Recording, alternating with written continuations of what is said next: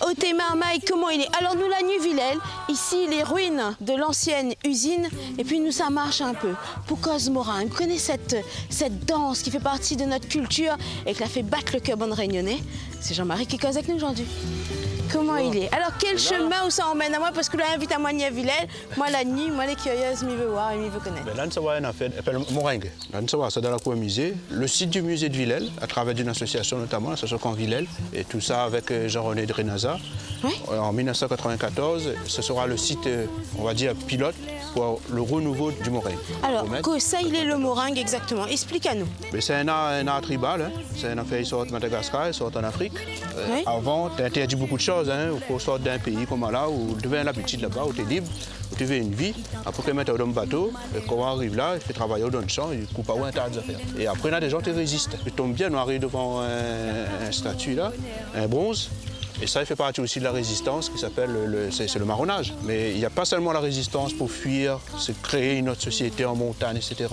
Oui. Mais c'est aussi la résistance culturelle. Et ça, le Moringue, il traverse les mailles. En Amérique, par exemple, notre affaire n'existe plus du tout par rapport à l'Afrique. Mais à nous, nous fait partie des endroits où notre affaire a subsisté. Et alors, est-ce que c'était là que tu es en train d'azote? Maman est en train de là. Après, petit peu, on prend l'envol. Hein. Il faut imaginer que ça, t'es une espèce de grand rond Moringue en fait. Un rond et surtout l'espace. Maman te met dessous là-bas, tu prends djembé, tu joues, là on prend tam-tam, là on prend toute une scénographie, tu apprends tout le rituel du Moringue, le bataille-coq, etc., le gymnastique, tout, etc., l'épreuve de force après le combat. Et ça, là, apprendre ça, t'es là. Est-ce que nous peut dire que c'est Villèle, que le berceau du renouveau du Moringue, la Réunion? On peut le dire sans le cacher, et ça a commencé même en 94, après la partie de l'avant. Et enfin, c'est Villèle, on aurait pu être à un autre endroit, mais là, prend là, un site emblématique, hein, c'est pas rien. Hein. Et est-ce qu'aujourd'hui, le Moringue, il est encore là ou le Moringue a disparu? Le Moringue est encore là. On en a des comités, on a une fédération, on a plusieurs clubs à La Réunion, Sainte-Suzanne, Saint-Pierre, etc. Villèle, on en a encore aussi.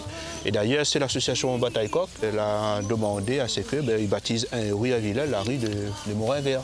Et le fait que Zolani entraîne là, est-ce que c'était pas une forme de résistance pour eux aussi? Mais à travers le Moringue, on a réussi à approprier à nous ces lieux-là.